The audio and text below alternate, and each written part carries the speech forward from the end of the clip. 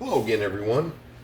Welcome to another episode of Table Talk, my segment devoted to my new projects, your guys' projects, and I just figured since I was doing some tedious work today to get started on this project, I'd fill you in. So let's get rid of this. So, I already told you guys, waiting on the trx4 Sport. There it is. But I know you're saying, something looks weird. Well, for those of you who may not know about it,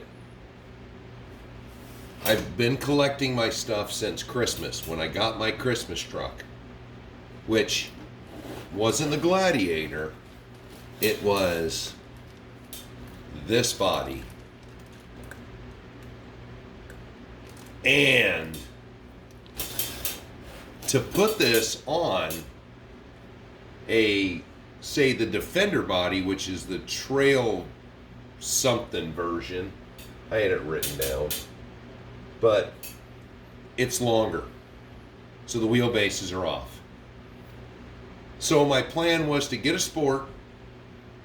I got a set of the wheels and tires for this Blazer body. And then I changed my mind. Now, we've talked about, or I've mentioned I wanted to do a mud truck. Well, now I've changed that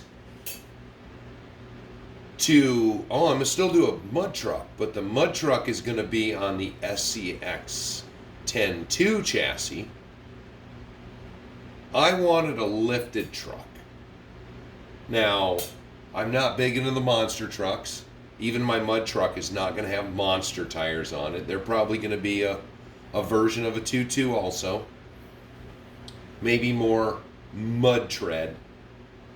But with all my crawlers and whatnot, I spend so much time cleaning my trails, making it so that trucks can get a good run, that I can go out and drive them. Well, I want a truck that's got big tires, big clearance, and it can go out, and I don't have to worry about cleaning off the tracks ahead of time. This isn't going to plow snow, so the theory goes. So here we're looking at the stock 1.9s. This is a 2.2. And you're saying, what the heck? That tire's huge. How are you going to do such a thing? Well, I'm glad you asked. And this is, with my trial and error, I'm going to clue you in. So, for those of you who haven't seen one,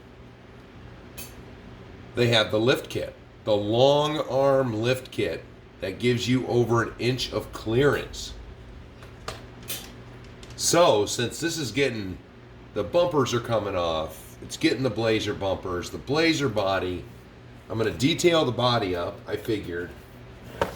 If this is a resto mod truck, let's go a little further. And since I haven't even looked in the kit, supposedly it's pretty in-depth. So we're changing the geometry of the steering. So we've got a new steering relocation kit. Looks like we got some new drive shafts. I'm sure they're going to be longer. Oh, we got a pinion gear for the big tires. That's nice. Oh, more drive shaft pieces. I'm not sure. These are some mounts. We'll see. I hear the instructions are really good. More shafts. Oh, we got oil because brand new shocks. I'm assuming longer ones. And we've got the new arms. More arms. I didn't really want the colored ones because they were going to be more expensive, but has anyone else noticed that it seems that trx4 is back ordered on everything? So I wasn't going to be able to get this kit until I was at Arctic Wings RC seeing my buddy Jeremy. He happened to have one up on the shelf. Okay, I'll help my local guys out, pay a little more. Oh, you've got extra cables if you have the doodads, which I don't have.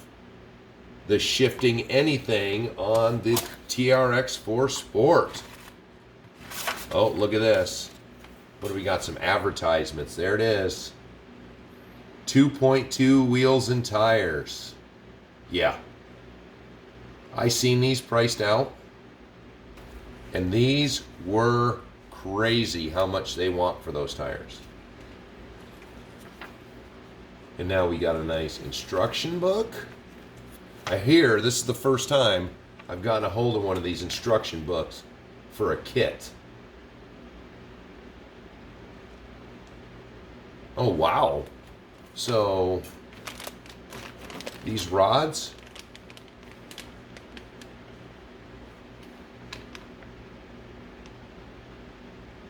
Huh. So if you want to do a long wheelbase, the 2.3 or the 12.7.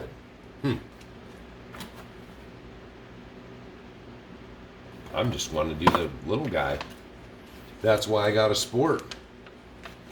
Let's see. Shocks. This is a pretty nice little book here. Oh, we got the nice colored. Really nice. Oh, T-locks they call those. Okay, so you remove the whole rear assembly. Yeah. This is going to be a big, long process, I'm sure, because I still have to detail the body and all that, but put that advertisement away. You don't need the links either, but that's good. If I ever break a shifter in my Defender, we'll be good to go. All right. So, because I didn't want to spend a lot of money on this conversion, because the mud truck one that I've priced out is pretty low dollars to get where I want to be. And you never know.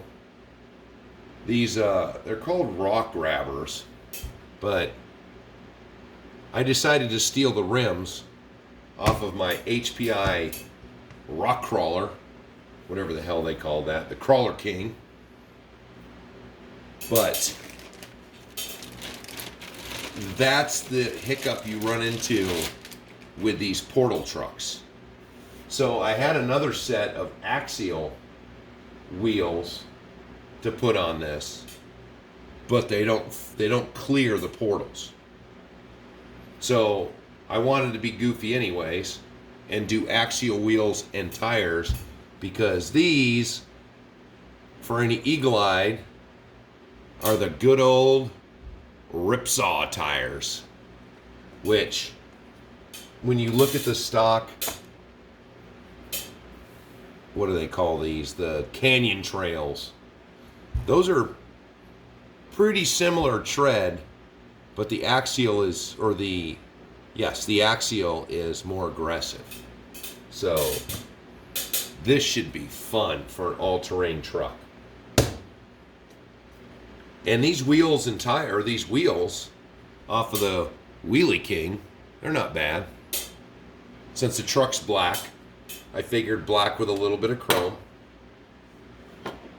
So, what else was there on this truck? Okay.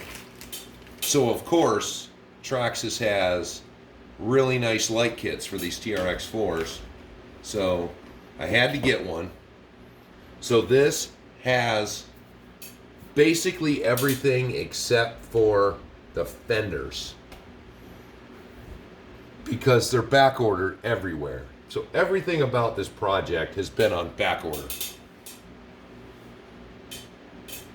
So I guess I'm probably not going to do all the showings of these, because this truck has been, this wheelie crawler has been a rock crawling truck and a mudding truck, and these, all these rings, this one's been done already.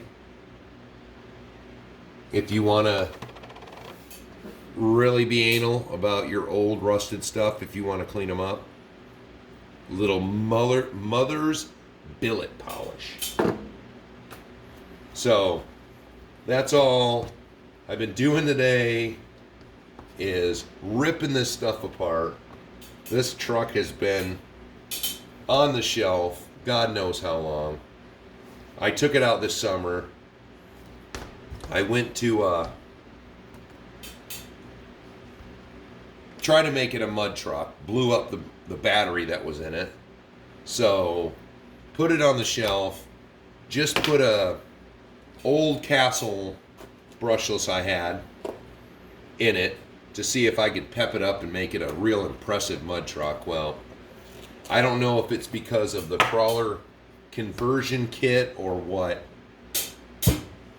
but the motor's rotating backwards, even compensating. All the speed is in reverse.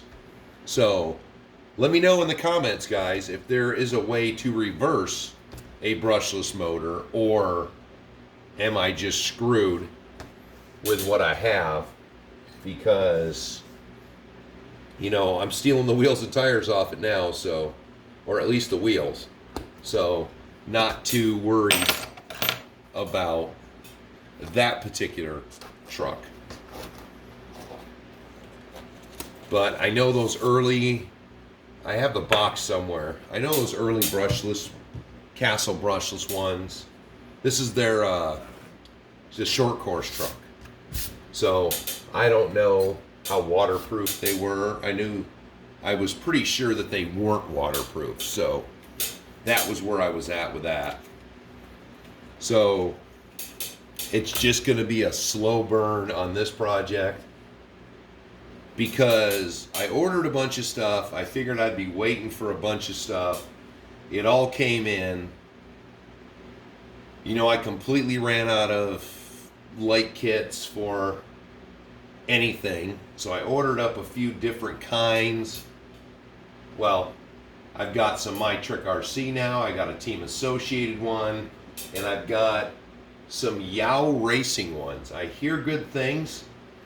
And I just bought a bunch of extra lights from them and their base kit, which is only like $6. Oh, I got an RC 4-wheel drive, just a standard one that was for the cruiser. So we'll see how that looks. But probably this weekend, just getting the tires put on this, you know, so I can put them aside. Hopefully be doing some taping on the body and get some of that detailing done. But before I go, I have to show, for some reason, the end of last week, I just had a hootenanny for tires. So since a bunch of this stuff was coming in, I figured, who deserves something new better than the Blazer? Look, well, crap. Can I get it in there? So I took those Traxxas tires and put them on this Axial. So I got the period OEM wheels. I think he looks fabulous. So we can see once he gets to go to the competition now. Got some new meats on him. look a little better. But before I wrap this up for a quick table talk, Michelle Bath wanted to see two things for table talk. The one of them we'll do a separate video on, but this one, calling out my Alaskan-ness. Michelle, let me show you. So these I did for Traxxas slashes when they came out. Everybody should know what that is. Just went to the local hardware store, got some smallest chain they had at the time, which I've got these two sitting here. You know, there's the set, the two-wheel drive slash really made a big difference when you were out in the snow. Still, it busts loose like crazy, but now I can go get some more of this chain. Here's the weak length. I need like a rubber loop, because these are the center sections, so you keep the tension on the chain. But since you had me thinking, boom, there is a company called Extra Speed that sells these on A-Main. And these are tiny. This is the kind of chain that I would think about using. But the only thing small enough that I have like this is the chain for my semis. And I don't want to tear that up. But these things, I misread it, and it's only a set of two. But they come all assembled, and they come with a nice rubber loop with some hooks on it, so you can put the tension in the center. So I messed up. I got to order another set of them to see how they work. I might get a couple sets of them, because now you're in my head, Michelle, and this I think would be a great project to go on the 802, 803, and see how much better it performs. And I've got this thing all twisted crazy. So, there you go. Ones you can buy, which are nice and small, or ones you can make, which are tedious. So there you go, Michelle. Just to prove that I've made them, but I haven't used them very much. But now I'm thinking about making another set of these, buying another set of these smaller ones, and testing them out together. So that's it for now. I'm going to get back to my boring work of putting wheels and tires together. Thanks for coming for Table Talk. Let me know what you think. Let me know about your projects. And I will see you on the next one.